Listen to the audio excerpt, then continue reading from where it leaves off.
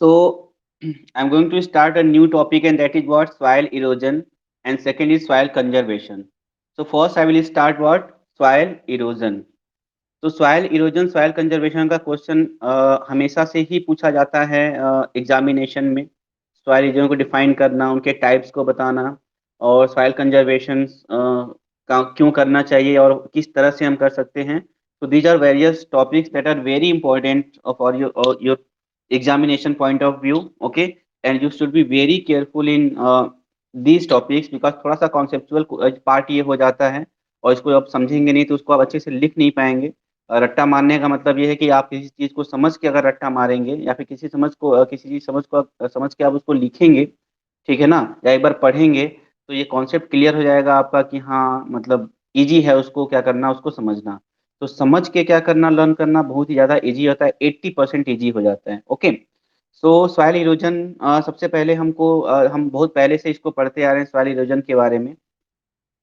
तो soil erosion word हम simply ऐसे ही बोल देते हैं, अपर that the removal of the upper layer of soil is known as what soil erosion. मतलब जो मिट्टी है उसके अपर लेयर का रिमूव हो जाना ही क्या है, सॉइल इरोजन होता है। ओके, ठीक है, आंसर भी अच्छा है, नंबर भी आपको मिलेगा, but you should write the perfect definition of soil erosion according to NCERT. तो आप उसी के अकॉर्डिंग क्या करेंगे, आप सॉइल सॉइल इरोजन के डिफिनीशन को आप लिखेंगे। Okay, and that is what that the denudation of the what soil cover.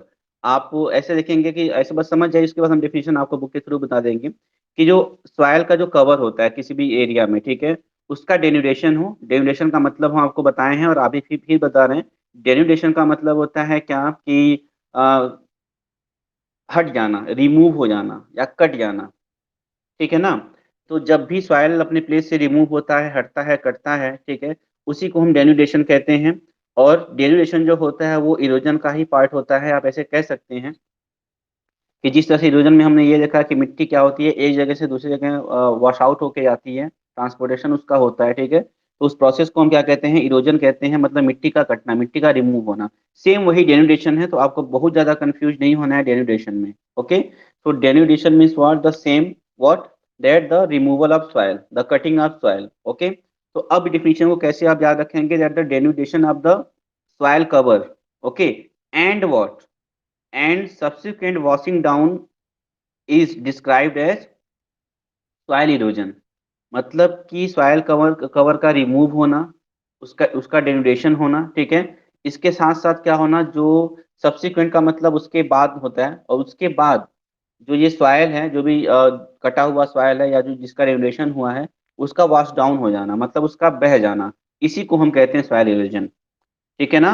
तो सॉइल कवर का डेनुडेशन होना, और सब्सिक्वेंटली या फिर सब्सिक्वेंट का मतलब उसके बाद धीरे धीरे इसका बह जाना, ठीक है, उसी प्रोसेस को हम कहते हैं क्या, सॉइल इरोजन। तो can you right the definition of soil erosion? So the denudation of the soil cover and what subsequent washing down of it, okay, is known as what, soil erosion। तो एक बार और हम बता रहे हैं, soil cover का denudation होना, removal होना, कटना या हटना, ठीक है, इसके साथ साथ जिसका वॉश आउट हो जाना, इसी को हम कहते हैं क्या, सॉइल इरोजन। ओके, और फिर हम एक चीज और यहाँ पे देखेंगे कि जो सॉइल इरोजन है, ठीक है, जो भी प्रोसेस हमारा होता है, सॉइल फॉर्मेशन के बारे में हम पढ़े थे कि किस तरह से सॉइल का फॉर्मेशन होता है, और यहाँ पे हम पढ़े सॉइल इरोजन के बारे में। तो सॉइल इरोजन और सॉइल फॉर्मेशन दोनों में एक नेचुरल बैलेंस होता है, ठीक है ना, नेचुरल बैलेंस होता है। बैलेंस का मतलब ये है कि कोई एक पार्टिकुलर एरिया है, वहां पे उसका सॉइल इरोजन हो गया, मिट्टी वहां पे हट गई, धीरे धीरे वहां पे मिट्टी फिर आनी शुरू हो जाएगी, सॉइल का फॉर्मेशन वहां पे फिर से शुरू हो जाएगा। तो there is a natural balance in soil formation and soil erosion. और इस वजह से बहुत ज्यादा दिक्कत नहीं होती थी बहुत कुछ साल पहले तक। ओके, लेकिन जब से ह्यूमन बीइंग्स ने अपने एक्टिविटी के वजह से इसको डिस्टर्ब कर दिया, ठीक है ना, मतलब डिस्टर्ब करने का मतलब ये है कि आप इसको ऐसे समझ सकते हैं कि पहले क्या था, पहले कोई भी एरिया होता है जहाँ पे सॉइल का इरोजन होता था, कहीं पे सपोज करो सॉइल का इरोजन हुआ, फिर धीरे धीरे ये एरिया क्या हो जाएगा, जो भी सॉइल आएंगे धीरे धीरे ये फिर से फिल हो जाएगा, ठीक है ना। तो ये एक नेचुरल बैलेंस होता था, लेकिन ह्यूमन एक्टिविटी ने अब क्या किया हुआ है, सपोज कर यहाँ पे अब क्या है, यहाँ पे फॉरेस्ट थे, ठीक है, तो फॉरेस्ट के वजह से अब यहाँ पे हम इसको थोड़ा सा ऐसे देख ले, थोड़ा सा और क्लियर होगा। सपोज करिए यहाँ पे है सॉइल इरोजन, यहाँ पे हो गया, फिर धीरे धीरे ये क्या होगा, ये धीरे धीरे ये फिल होगा, स्लो प्रोसेस सॉइल फॉर्मेशन से, तो फिर ये अपने लेवल पे आ जाएगा। अब इसके पहले क्या था यहाँ पे प्रोसेस के, बहुत सारे पेड़ यहाँ पे हुआ करते थे। ओके। और इसके साथ जो वाटर का स्पीड है, ठीक है, वो थोड़ा कंट्रोल में था, थोड़ा धीरे था, तो इसलिए सॉइल इरोजन हल्का फुल्का होता था, कम होता था, ठीक है। लेकिन जैसे ही हमने क्या किया, इस ट्री वाले पार्ट को क्या किया, रिमूव कर दिया। अब इसको हमने रिमूव कर दिया, ओके, हटा दिया। तो हटाने के बाद क्या होगा, अब जो फ्लो होगा वाटर का बहुत ही फास्ट होगा।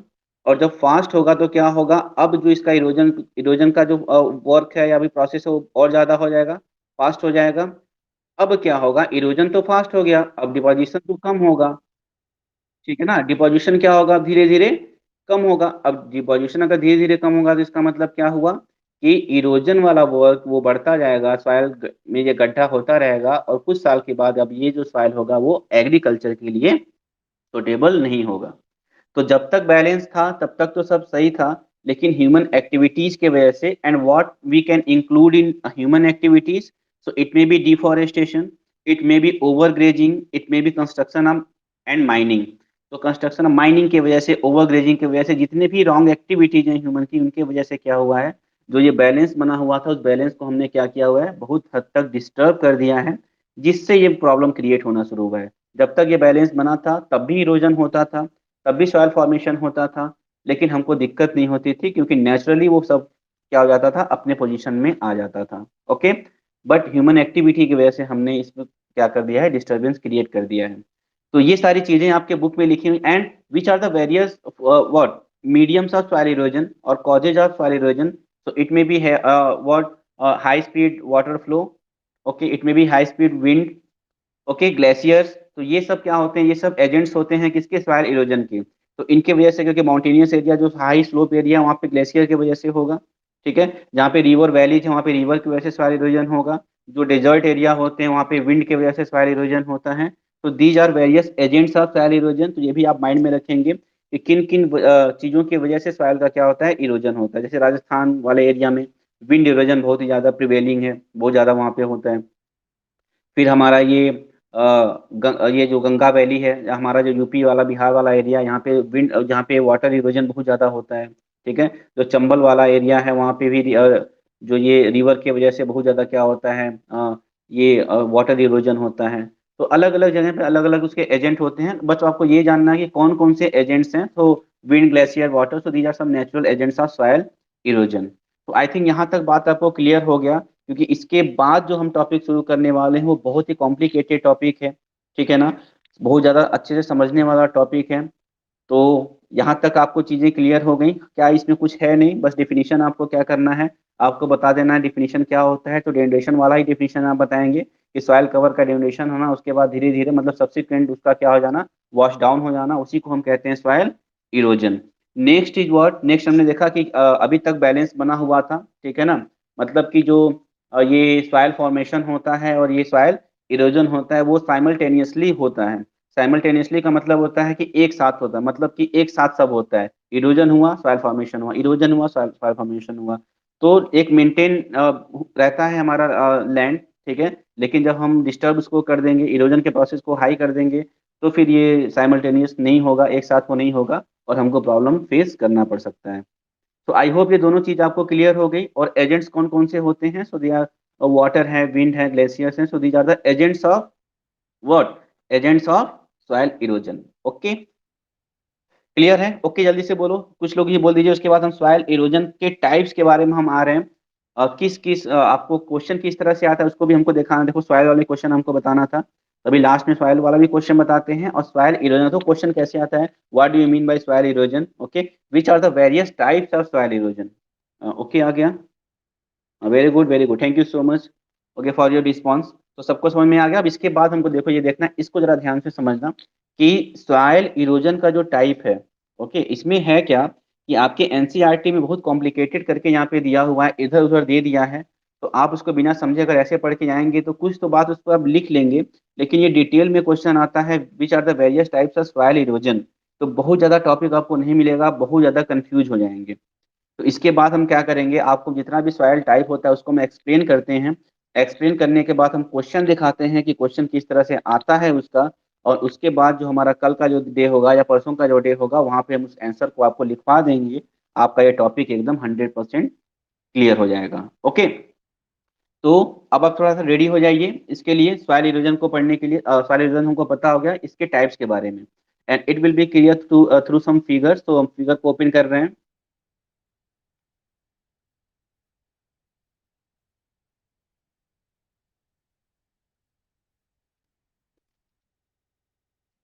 Yes, so this is the figure.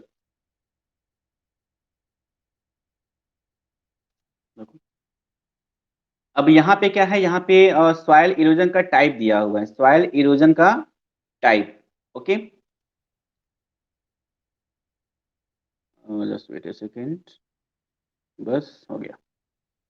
Okay, so here you can see that some figures are given here. Okay, some figures are given.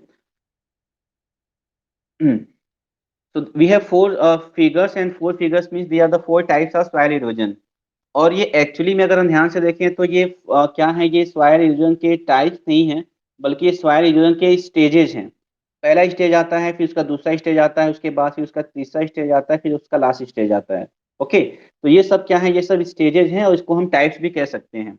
So first type of erosion is what, splash erosion. अब ये splash erosion क्या होता है, और आपको splash erosion के बारे में ज्यादा नहीं पढ़ना है, आपको केवल तीन इरोजन के बारे में पढ़ना है और लिखना भी है आपके एग्जामिनेशन में, सीट इरोजन के बारे में, रील इरोजन के बारे में, गली इरोजन के। लेकिन हम आपको लिखवाएंगे स्प्लैश इरोजन के बारे में भी हम लिखवाएंगे, ताकि आपका जो आंसर होगा वो काफी डिफरेंट लगे। और सीबीएसई का ये नॉर्म भी है कि जिस बच्चे का अगर आंसर थोड़ा सा बुक से अलग रहता है, थोड़ा सा डिफरेंट होता है, तो उस बच्चे को मार्क्स अच्छा दिया जाए। ओके, तो पहला हम स्टार्ट करते हैं स्प्लैश। तो स्प्लैश रीजन में क्या होता है कि अगर यहाँ पे क्या है, अब देखिए यहाँ पे रेनफॉल है, थोड़ा सा इसका हम विड्थ कम कर देते हैं। ओके, मतलब पहला ये पार्ट इसमें यहाँ पे देखेंगे कि रेनफॉल हुआ, और जैसे ही बारिश की बूंदें जमीन पे गिरती हैं, तो एक इसको कहते हैं छपका मारना। जैसे कि हम मुंह पे छपका मारते हैं ना, छींट मारते हैं, ठीक है। तो जैसे ही बूंद यहाँ पे गिरती है तो एक छींट पड़ती है, और छींट की वजह से जो सॉइल एक पार्टिकुलर होता है वो क्या हो जाता है, वो बिखर जाता है। आप देखेंगे ना, कहीं भी आप बारिश की बूंद पड़े तो क्या होता है, बारिश की बूंद जैसे पड़ेगी उसमें गड्ढा बन जाएगा, और गड्ढा वो क्या हो जाएगा, मतलब गड्ढा बनने का मतलब जो मिट्टी वहां पे थी वो क्या हो जा रही है, वो बिखर जा रही है। ठीक है, तो स्प्लैश का मतलब होता है कि जैसे छींट पड़ता है किसका, बारिश की बूंदों का, तो उस समय छोटे छोटे गड्ढे हो जाते हैं, उसी को हम कहते हैं splash erosion. Okay, splash erosion clear है आपका। अब धीरे धीरे ये गड्ढा बढ़ता जाएगा, गड्ढा बढ़ता जाएगा, तो ये पूरा का पूरा जो ये एरिया होगा, ये वाला जो पार्ट होगा जो यहाँ पे बनाया हुआ है, आप यहाँ पे देख सकते हैं एक एरिया यहाँ पे ऐसे बना दिया है, ठीक है। तो यहाँ पे जो बनाया हुआ इसमें मतलब क्या है, इसमें ये है कि अब धीरे धीरे ये वीक हो गया। तो वीक होने के बाद ये पूरा का पूरा जो ये सीट है, पूरा का पूरा जो अपर जो सीट है, मतलब जो चादर जो ऊपर वाला जो है, वो क्या हो जाएगा, वो वॉश आउट हो जाएगा, वो बह के वापस चला जाएगा। ठीक है ना। तो जब क्या होता है, जब आप इसको कह सकते हैं कि जो टॉप सॉइल होता है, जो अपर लेवल का जो सॉइल होता है, वो वॉश आउट हो जाए, वो पूरा का पूरा वो बह जाए, तो उसको हम कहते हैं सीट इरोजन। मतलब बारिश हुआ, स्प्लैश इरोजन हुआ, छींटे पड़ी, धीरे धीरे उसका अपर लेयर क्या हो गया, वीक हो गया, और फिर से बारिश पड़ता गया, और इसलिए क्या हो रहा है, इसलिए उसका जो अपर जो लेयर है, अपर जो उसका सीट है, वो क्या हो गया, वो वॉश आउट हो गया। तो किसी भी एरिया में जो टॉप सॉइल क्या हो जाए, वॉश आउट हो जाए, उसी को हम कहते हैं क्या, सीट इरोजन। ओके, सारी चीज को हम लिखवाएंगे, एक एक चीज जो हम बता रहे हैं, अब वो कंफ्यूज नहीं होना है इसमें। ओके, फिर हम इसको देखते हैं रील इरोजन के बारे में, ये क्यों नीचे नहीं आ रहा है। ओके, रील इरोजन, अब यहाँ पे रील इरोजन, अब इसका जो ये नेक्स्ट स्टेज है, अब यहाँ से हम यहाँ पे गए, अब यहाँ से हम फिर यहाँ पे आ रहे हैं।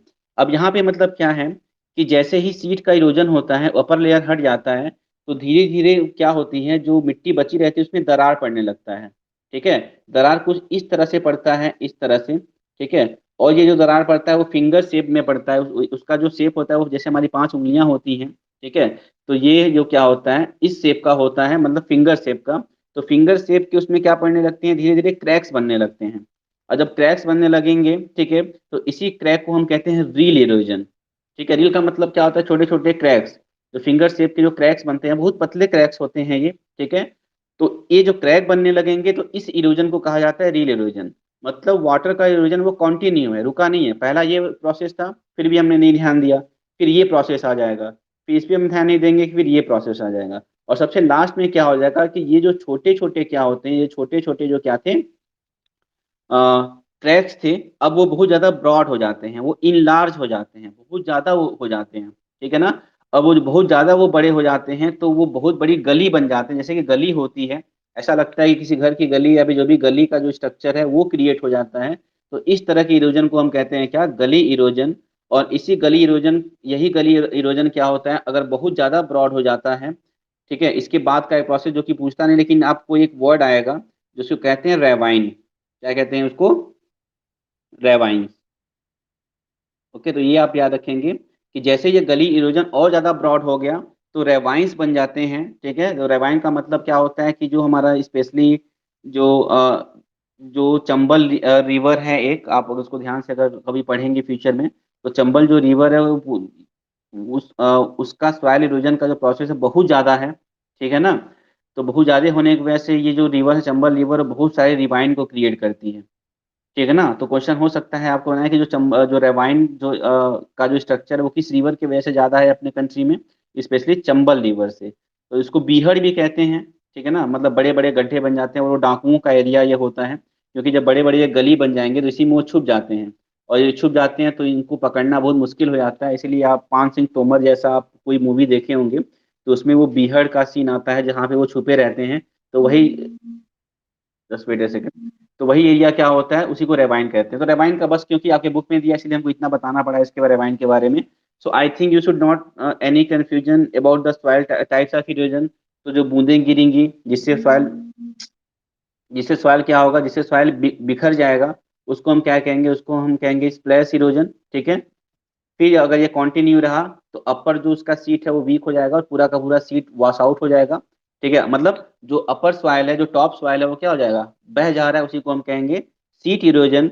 उसके बाद अगर फिर हम कंट्रोल नहीं करते हैं तो फिंगर स्टेप के क्या होते हैं, धीरे धीरे क्रैक्स बनने लगते हैं जिसको हम रील इरोजन कहते हैं। फिर भी हम कंट्रोल नहीं करते हैं तो ये छोटे छोटे क्रैक्स बहुत ज्यादा इनलार्ज हो जाते हैं, बड़े हो जाते हैं, डीप हो जाते हैं। तो वो किस में फॉर्म हो जाते हैं, गली इरोजन में।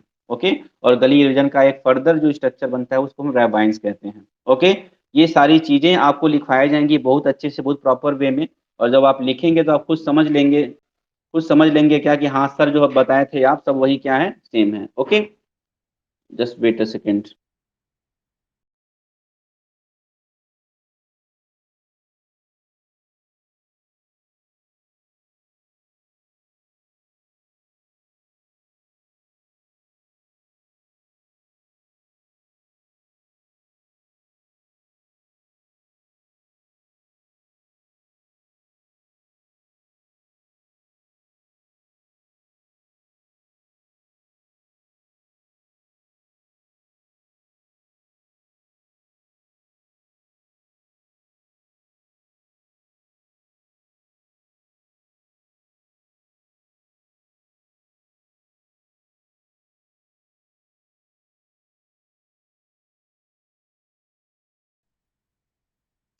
Okay, so can you please tell me that you understood the type of soil erosion, क्योंकि आपके बुक में देखेंगे तो एक ही लाइन में उसको बता दिया हुआ है। ओके,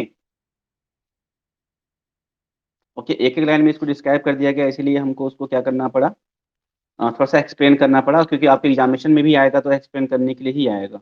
ओके, कुछ, वेरी गुड वेरी गुड, आप इसको अच्छे से समझ चुके, बहुत अच्छा लगा इसको, no problem, very good very good, thank you so much for your cooperation. तो 4 टाइप्स के इरोजन को हमने पढ़ लिया, ठीक है, तो ये टाइप्स हैं। अब हम आते हैं अपने लास्ट टॉपिक पे। ओके, लास्ट टॉपिक पे हम आते हैं, और बहुत हमको नहीं लगा था इतने अच्छे से हम समझा पाएंगे और आप इतने अच्छे से समझ पाएंगे, लेकिन आप उसको समझ के बहुत अच्छा लगा हमें इसको। उसको आप लिखेंगे तो और आपके जो 99% है, जो 1% बचा हुआ है वो भी आपके लिए क्या हो जाएगा, वो क्लियर हो जाएगा। ओके, तो अब हम आते हैं किस पे, अब सीट इरोजन के बारे में जैसा बुक में दिया होगा तो आप घर पे उसको पढ़ेंगे, सब वही चीजें हैं, इधर उधर बिखरी हुई चीजें हैं, इसलिए हम एक साथ उसको आपको क्या कहे हैं, उसको हम पढ़ाए हैं, ठीक है ना। फिर हम देखते हैं, लास्ट आते हैं हम, अब ये भी बहुत ज्यादा इंपॉर्टेंट टॉपिक है, और ये हो जाता है हमारा सॉइल कंजर्वेशन का। तो सॉइल इरोजन हम पता कर लेंगे किस किस वजह से क्या हो रहा है, सॉइल का इरोजन हो रहा है, किस किस तरह से हो रहा है, ठीक है ना। तो क्वेश्चन यहाँ से बात है, दोनों क्वेश्चन डिटेल में बहुत झूम के आते हैं एकदम। Various types of what do you mean by soil erosion and which are the various types of soil erosion? Okay, and I don't think कि आप इसको पढ़ के केवल जाती तो आपको ये सारी चीजें समझ में आ जाती हैं, उसको आप अच्छे से लिख सकते हैं। ओके, अब इसके बाद भी देखो, ये भी छोटे से पैराग्राफ में यहाँ पे दे दिया क्योंकि हमारा जो लास्ट पैराग्राफ है वो फोकस इसी बात पे कर रहा है कि किस तरह से हम सॉइल को इरोजन से बताएंगे, उसकी फर्टिलिटी को कैसे मेंटेन करेंगे। So this last paragraph talks about what, only different measures of soil erosion. कौन कौन से ऐसे मेजर्स हैं, कौन कौन से ऐसे स्टेप्स हैं जिससे कि हम सॉइल इरोजन को क्या कर सकते हैं, रोक सकते हैं। ओके, तो पहले हम जिस तरह से हम पढ़ कर रहे हैं, पढ़ने के लिए आप उसको पहले पढ़िएगा। पहले तो हम देखिए इसमें इस पैराग्राफ में एक एक लाइन में बता दिया है, फिर ये बता कि इसको हम क्या क्या कहते हैं। तो आपको ऐसे बिल्कुल नहीं लिखना है, एकदम नंबर नहीं मिलेगा, सिंपल सी बात है। पहले तो इसमें कुछ चीजें हैं, आप उसमें क्या करेंगे, एक एक फिगर के थ्रू हम बता रहे हैं, फिर उसको अंडरलाइन भी करवा रहे हैं। पहला चीज आप देखेंगे, आप लाइन पढ़ रहे हैं, हम लास्ट पैराग्राफ इसका हम आपके लिए पढ़ रहे हैं, दैट इज व्हाट एनसीईआरटी का last paragraph. Flying along the counter line can डिक्लीरेट the flow. Declare का मतलब क्या, डिएक्सीलरेट कहते हैं उसको, मतलब स्पीड कम कर देना। The flow of water down the slope, this is called counter flying. तो काउंटर फ्लाइंग को ऐसे बॉक्स बना दीजिए आप, काउंटर फ्लाइंग। तो पहला स्टेप होता है, पहला मेजर होता है सॉइल को क्या करने का, सॉइल को कंजर्व करने का या इरोजन को रोकने का, वो होता है काउंटर फ्लाइंग। काउंटर फ्लाइंग आप देख लीजिए, उसको ऐसे बॉक्स में बनाइएगा, क्योंकि पहला हेडिंग आपका यही होगा, क्योंकि आप जब लिखेंगे तो हम हेडिंग वाइज लिखवाएंगे उसको। ओके, अब यहाँ पे इसको देखते हैं।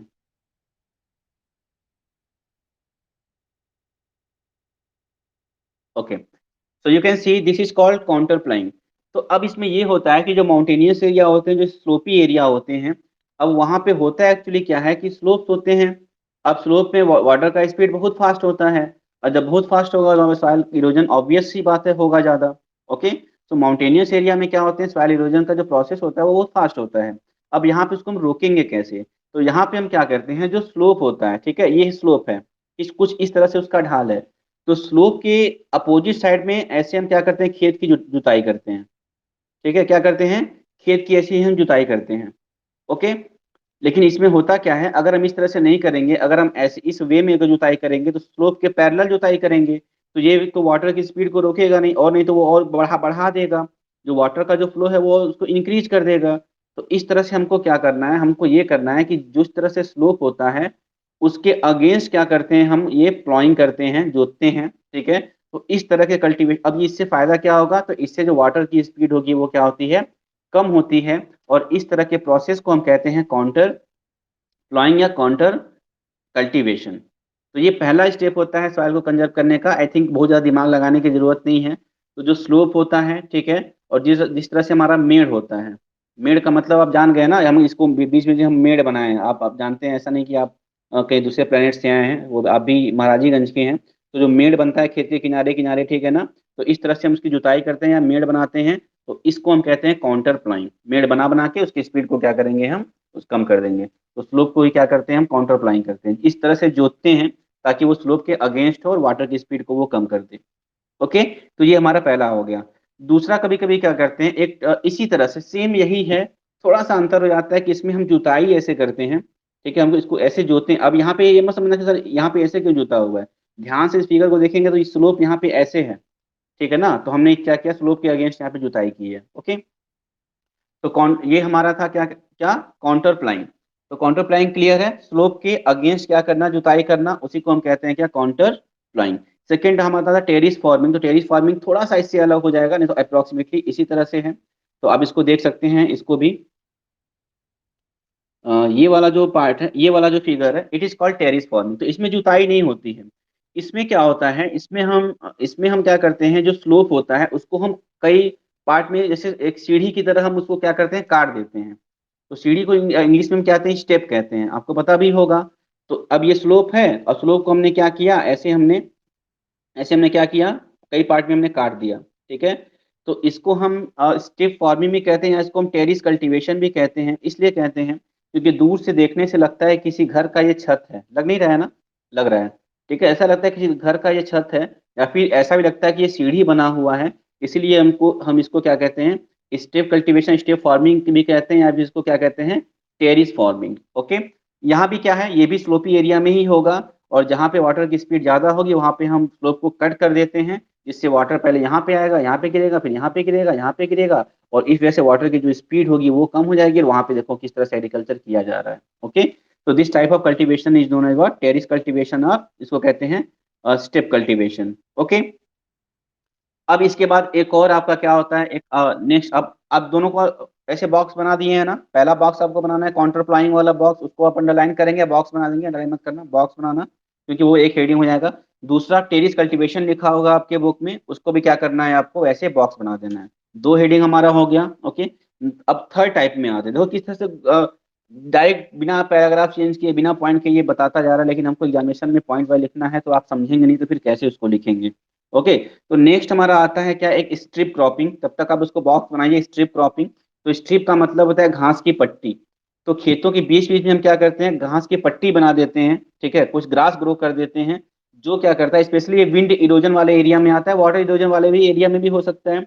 तो जो विंड के स्पीड को या वाटर के स्पीड को कम कर देता है, इसको भी हम फिगर के थ्रू ही देखेंगे। तब तक उसको आप वो बॉक्स बनाइए। इसको हम कहते हैं क्या, इसको हम कहते हैं स्ट्रिप फार्मिंग या स्ट्रिप क्रॉपिंग। अब हमने यहाँ पे किया क्या है, हमने यहाँ पे, अब देखो यहाँ पे हमने क्या किया है, हमने घास का कवर लगा दिया है, हमने घास का यहाँ पे कवर लगा दिया है, इधर यहाँ पे घास का कवर, यहाँ पे घास का कवर, यहाँ पे घास का कवर, हमने घास का कवर लगा दिया है। अब घास का कवर लगाने पे क्या होगा, अब जो विंड वाटर की स्पीड हो, या फिर स्पेशली जो विंड एरिया में, विंड इरोडेड एरिया में ज्यादा ये होता है, ठीक है। अब यहाँ पे जो विंड का इरोजन हो, ओके, तो यहाँ पे विंड इरोजन समझे, हवा की स्पीड से इरोजन होना। तो ये अब क्या करिए, जो ग्रास होंगे उसकी स्पीड को कम कर देंगे, और बीच में ये देखो बचे रहेंगे, आराम से बचे रहेंगे, चाहे इधर से विंड है, चाहे इधर से विंड है, या इधर से वाटर है, इधर से वाटर है। ओके, समझ रहे हैं आप ना।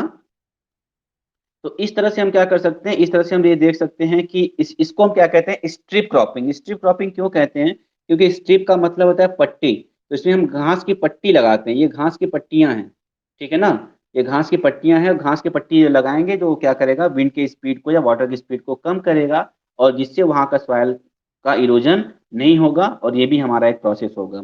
आई थिंक कि इसमें भी आपको कंफ्यूजन नहीं है। फिर लास्ट में हम आते हैं, एक और प्रोसेस हमारा है, and that is called what, तब तक आप उसको ब्रैकेट में लिखिए, shelter belt. Okay, shelter belt.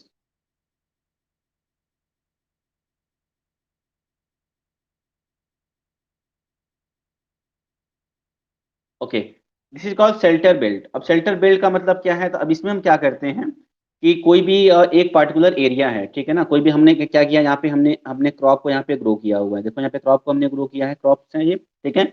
तो इस क्रॉप के किनारे किनारे हम पेड़ का एक बेल्ट बना देते हैं, एक ही साइड से दिया हुआ है लेकिन चारों तरफ, अभी एक और फिगर दिखाएंगे उससे भी क्लियर हो जाएगा। तो हम क्या करते हैं, हम इसको क्या करते हैं कि उस एरिया के जहाँ पे हमने क्रॉप ग्रो किया है उसके चारों तरफ हम क्या करते हैं, वो ट्री का हम क्या करते हैं, बेल्ट बना देते हैं, ठीक है ना। अब क्या होगा, ये जो डोमिनेंट विंड है, इसका मतलब जो हाई स्पीड जो विंड है, ये क्या करेगी, इस पेड़ से टकराएगी। ये थ्री स्ट्रेटा बैरियर है, it depends on the speed of wind, कि बहुत ज्यादा स्पीड है तो हम तीन लगातार हम क्या करेंगे, इसका हम यहाँ पे हम बेल्ट बनाएंगे पेड़ों का, जिससे स्पीड बहुत ज्यादा कम हो जाए, ठीक है ना। तो इस वजह से क्या होता है, डिपेंड करता है, बस हमको ये जानना है कि ये एक्चुअली होता क्या है। तो ये जो डोमिनेंट विंड है, या जो विंड है, जो हाई स्पीड विंड है, इसको ये क्या करेगा, उसकी स्पीड को कम करेगा, और फिर यहाँ से जो विंड फ्लो होगी इसका किसी तरह का इरोजन नहीं कर पाएगी। तो इस तरह से जब हम लैंड के चारों तरफ क्या करेंगे, शेल्टर बेल्ट पेड़ को लगा देते हैं, तो उसको हम क्या कहते हैं, उसी को हम शेल्टर बेल्ट कहते हैं। पेड़ को लगाने का फायदा क्या होगा, पेड़ को लगाने का फायदा ये होगा कि इससे विंड की स्पीड क्या हो जाएगी, कम हो जाएगी, और सॉइल का इरोजन नहीं होगा। एक और फिगर हम इसी से रिलेटेड दिखाएंगे, जस्ट वेट अ सेकेंड। यहाँ पे आप देख सकते हैं एक और फिगर, ये थोड़ा सा और क्लियर फिगर है, ये नेचुरल फिगर है, आप इसको देख सकते हैं, वहाँ पे एनिमेटेड था। तो सपोज करो हमने यहाँ पे क्या किया, हमने यहाँ पे पूरा का पूरा प्लांट का एक बेल्ट लगा दिया है। अब जो बीच में हम कोई भी कल्टीवेशन करेंगे और विंड का स्पीड किसी भी साइड से अगर आता है, तो इससे जो सॉइल का इरोजन बिल्कुल भी नहीं होगा। Okay, so these are some measures or some steps that can be adopted to conserve soil. Okay, and these are the various steps of soil conservation. Okay, soil को क्या करना, कंजर्व करना, उसको बचाना, ये क्या है, उसके कुछ स्टेप्स थे। आई होप कि आपको कम से कम कुछ समझ में आया होगा, जितने भी हैं। और जो नहीं समझ में आया होगा, और इस जो भी चीजें हम बताए हैं कि टेरिस कल्टीवेशन को कैसे आपको दो तीन लाइन में एक्सप्लेन करना है, इसके साथ स्ट्रिप क्रॉपिंग को कैसे आपको एक्सप्लेन करना है, तो इन सारी चीजों को हम आपको लिखवाएंगे। अभी हम आपको बता दे रहे हैं, आपसे पूछ के भी, कि क्योंकि आपका संडे को क्लास क्लोज रहता है, और सैटरडे को हमको स्कूल जाना रहता है, ठीक है ना। तो इस वजह से या सैटरडे को या संडे 2 दिन के अंदर किसी भी दिन टाइम लेके जो भी चीजें हमारी रह गई हैं, रिटन वर्क कुछ ज्यादा रह गया है, तो उसको हम कंप्लीट कर लें, फिर नेक्स्ट चैप्टर जो आप कहेंगे उसको हम स्टार्ट करेंगे। ओके, ज्योग्राफी स्टार्ट करेंगे कि जो ज्योग्राफी का झंझट एकदम छूट जाए। ओके, तो अब हम कुछ क्वेश्चन को यहाँ पे डिस्कस करेंगे, फिर सेशन को एंड करते हैं। ओके, क्वेश्चन को का डिस्कशन करना है, लेकिन आप बने रहिएगा, हम सेशन को एंड करना है क्योंकि रिकॉर्डिंग मोड पे है, तो इसको हम एंड करेंगे और क्वेश्चन को भी हम यहाँ पे आपको शो करा रहे हैं, उसके बाद इस सेशन को एंड करेंगे। अ,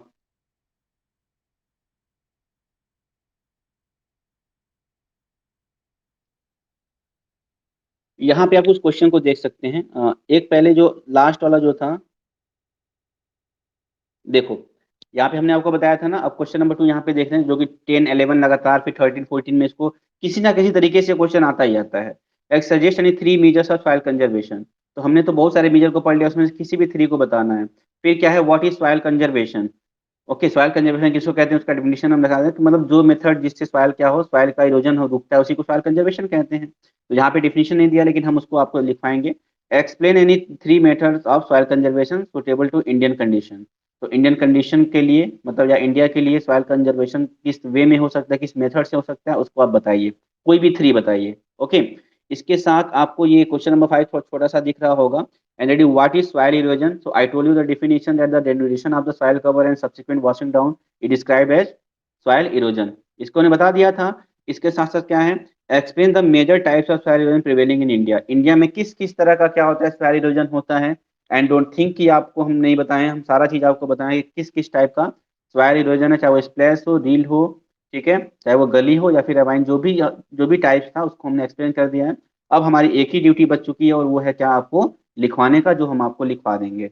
ओके, तो ये कुछ क्वेश्चन थे और यहीं पे इसी क्वेश्चन के साथ साथ हम क्या करते हैं, कुछ क्वेश्चन को डिस्कस कर लेते हैं जिसको हमने कल पढ़ लिया था। ओके, आई थिंक आपको ये याद होगा कि अब क्वेश्चन नंबर इसको explain the formation and important features of laterite soil. 13 14 continuously आया हुआ है ये।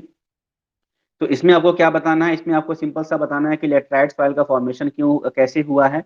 आपको सारी चीजें हमने बता दी थी कि हाई हाई हैवी रेनफॉल और हाई टेम्परेचर वाले एरिया में होता है, लीचिंग के प्रोसेस से इसका फॉर्मेशन होता है, ये सारी चीजें हम आपको बताएंगे, लिखवाएंगे अच्छे से। तो लेटराइट सॉइल का फॉर्मेशन किस तरह से होता है, यही क्वेश्चन है।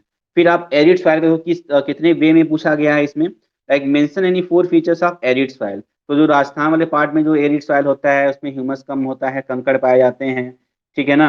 और कैसे इसको हम कल्टीवेटेड एरिया में क्या कर सकते हैं, वो हम बना सकते हैं, कैसे सॉल्ट यहाँ पे मिल जाता है, इवापोरेशन रेट इसका हाई होता है। तो ये सारी चीजें मैंने आपको बताई थी, लेकिन इसको प्रॉपर वे में लिखना कैसे है, तो ये हम आपको इसको लिखवा देंगे।